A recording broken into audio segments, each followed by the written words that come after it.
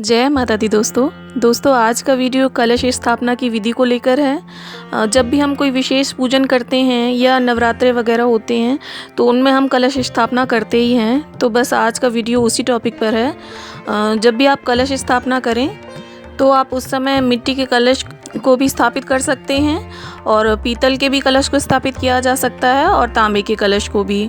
बस आप ध्यान रखें आप पूजन किस समय में कर रहे हैं। अगर गर्मियों में कर रहे हैं किसी पूजन को और उसमें कलश स्थापना कर रहे हैं तो आप पीतल या तांबे का ही पात्र लें, क्योंकि गर्मियों में फिर पानी सूख जाता है कलश का।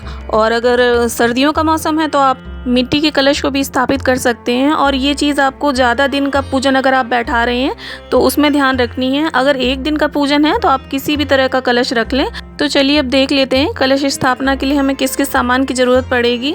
कलश स्थापना में वैसे तो बहुत सारी सामग्री डलती हैं, लेकिन मैं बेसिक सा सामान आपको दिखा रही हूँ जो नॉर्मली घर में इजीली अवेलेबल हो जाता है। इसके लिए मैंने रोली ली है, चंदन लिया है, थोड़े से अक्षत लिए हैं। अक्षत आप ध्यान रखें टूटे ना हो।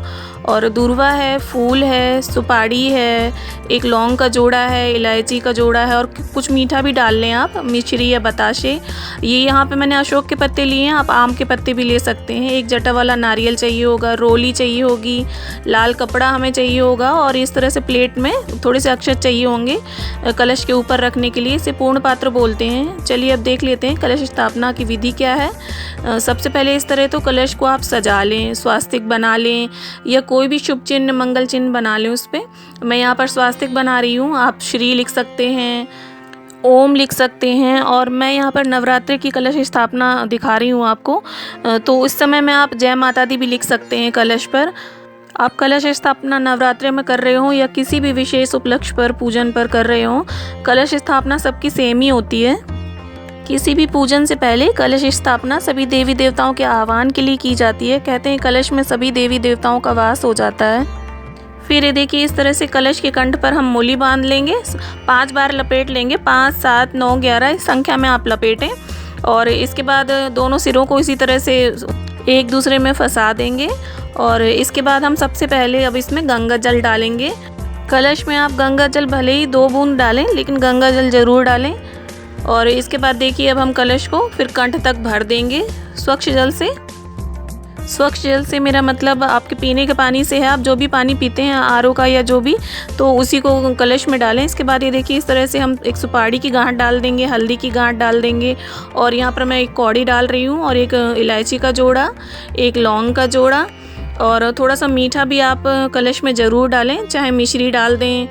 और ये देखिए सिक्का डाल दिया है मैंने और आप बताशे भी डाल सकते हैं। इसके बाद ये दूर्वा डाल देंगे, हम अक्षत डाल देंगे, कुमकुम डाल देंगे, चंदन डाल देंगे। ये सारी नॉर्मली कलश स्थापना की सामग्री है, तो ये सारी चीज़ें हम डाल देंगे, इसमें ऐड कर देंगे। और इत्र ऐड कर देंगे, एक फूल डाल देंगे। फूल आपको जिस भी रंग का मिल जाता है आप वो फूल डाल सकते हैं, ज़रूरी नहीं है आप लाल फूल ही डालें। फिर ये देखिए मैं यहाँ पर अशोक के पत्तों का यूज़ कर रही हूँ। आपको अगर आम के पत्ते मिल जाते हैं तो आप उन्हें लगाएं कलश पर। और ये जटा वाले नारियल में इस तरह से मैं चुन्नी लपेट रही हूँ। आप चाहें तो लाल, पीला कोई से कलर का भी कपड़ा भी लपेटा जा सकता है इसमें। बस थोड़ा आप ध्यान रखें, अगर देवी माँ की पूजा कर रहे हैं, आप देवी माँ के पूजन में कलश स्थापित कर रहे हैं तो लाल कपड़े का ही प्रयोग ज़्यादा करें, लाल पीले का। सफ़ेद कपड़े को थोड़ा अवॉइड कर दें। फिर ये देखिए इस तरह से हम चुनरी के ऊपर कलावा लपेट देंगे। आप 3, 5, 7 जितने भी फेरे लगाना चाहें कलावे के तो लगा सकते हैं। और इस तरह से नारियल को कुछ ऐसे रखेंगे कि मुँह उसका नारियल का मुख पूजा करने वाले के साइड हो। और इस तरह से ये अशोक के पत्ते में स्वास्तिक बनाकर मैं यहाँ पर गौरी और गणेश को स्थापित कर रही हूँ। आप चाहें तो सुपारी के गणपति जी और हल्दी की गौरी माँ को भी विराजित कर सकते हैं। और इस तरह से चावलों का आसन देकर हम कलश को विराजित करेंगे। यहाँ पर चावलों से अष्टदल कमल बना रही हूँ मैं। आप चाहें तो चावलों को हल्दी से पीला करके भी इस तरह से अष्टदल कमल बना सकते हैं या खाली थोड़े से चावल डालकर भी कलश स्थापित किया जा सकता है। फिर ये देखिए अब हम इस तरह से कलश को विराजित कर देंगे और उसके ऊपर पंचपल्लव लगाकर हम पूर्ण पात्र रख देंगे। चावलों से या धान से भरे हुए पात्र को पूर्ण पात्र बोलते हैं और इसे लक्ष्मी माँ का स्वरूप मानते हैं।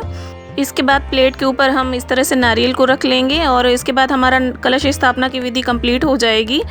और इसके बाद ही हम दुर्गा माँ का और सभी देवी देवताओं का पूजन करेंगे, जिसकी विधि मैं आपके साथ आने वाले वीडियोस में शेयर करूँगी। वीडियो अच्छा लगा हो तो लाइक शेयर करें, और अगर आप मेरे चैनल पर नए आए हैं तो इसे सब्सक्राइब ज़रूर कर लें। धन्यवाद।